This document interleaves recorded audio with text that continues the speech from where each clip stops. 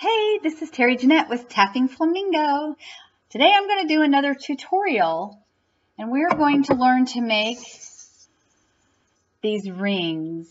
They're made out of pipe cleaners. I'm going to show you a few other little ones that I've made. This is kind of more of a princess one with the pink and the softer pipe cleaners. Still using the sparkly for the leaves. Here's a little bit more colorful one. So you're probably wondering, why am I making all these pipe cleaner rings? Well, as I have mentioned time and time again, these last several videos I've done, getting ready to go on a Disney cruise, and I'm trying to come up with some fish extender ideas. And on our list, we have lots of little girls who love princesses. And so that's why I'm making these. When I first started making them, I was making them out of the softer pipe cleaners because they seemed to me that they would be a little bit more comfortable. But when I decided to do a tutorial, actually didn't have a whole lot of these left. I had more of the sparkly ones left. And so then I made this Mardi Gras looking one. And actually they're not too bad unless you're like my youngest sister who thinks lace is itchy. But like I said, they're not too bad. Today though, I am going to show you with the red, white, and blue color. So it's going to be more like a 4th of July patriotic type ring.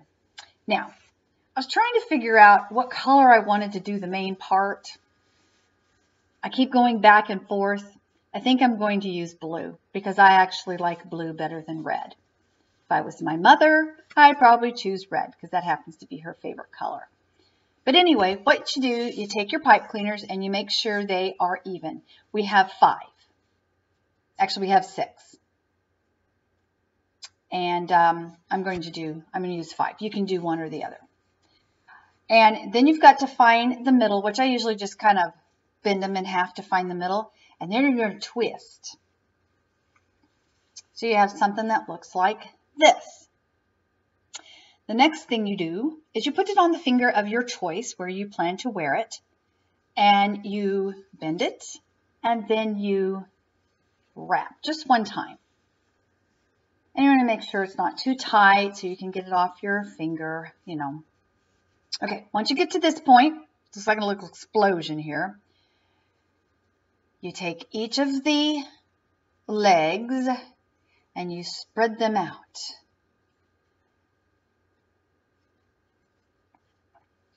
Until you have something like this. The next thing you do is you're going to start rolling them. Now, in order to get them to be a little bit more, I guess, uniform, I pinch the very ends, boop, like that.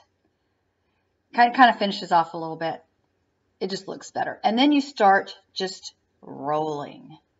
Rolling, rolling, rolling.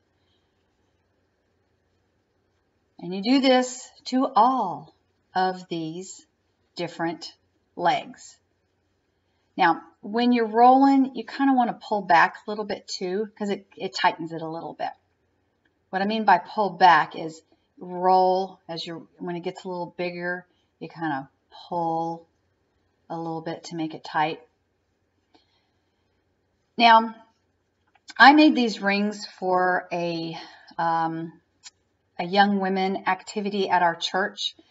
They're ages 12 to 18. And we were just kind of having a fun time, a little party. And I made everybody one of these rings.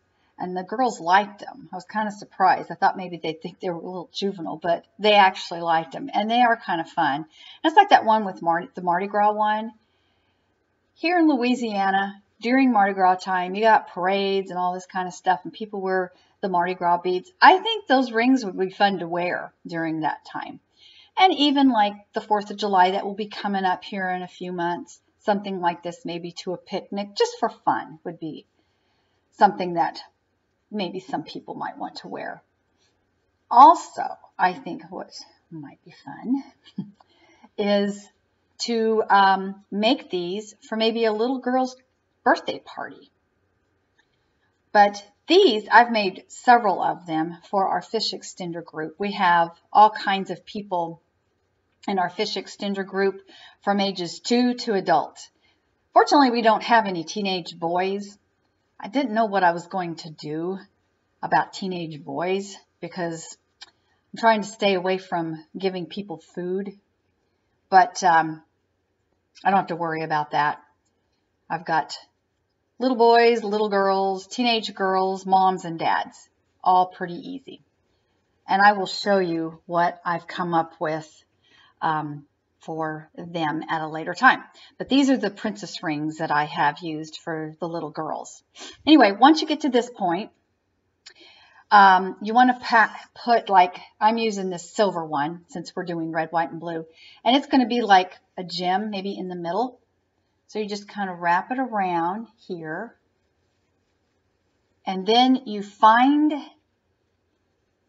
somewhere in the middle here, just tuck it through there. And you wind up with something like this.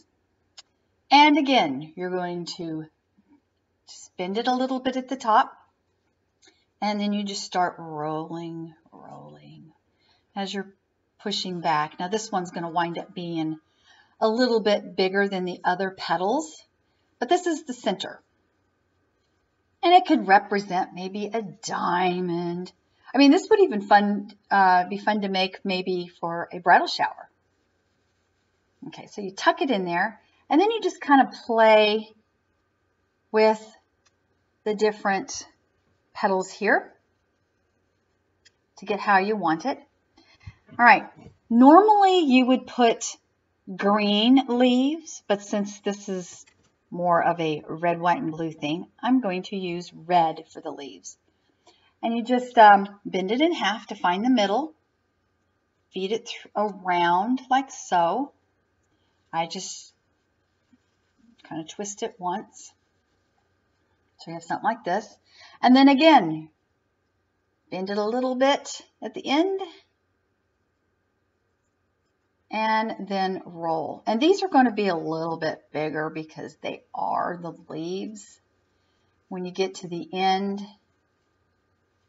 just turn it so it's sideways like that. Ooh, kind of big. Again, just roll it down till you get to the middle. Turn it, and now you have your red, white, and blue 4th of July ring. And like I said, you can kind of play with the petals. Let me show you the Mardi Gras one that I actually did. I kind of played with the petals a little bit. I hope you try these. They're actually very inexpensive. They're fun little party gifts, easy to do. And until next time, this is the Tapping Flamingo signing out. Have a great day.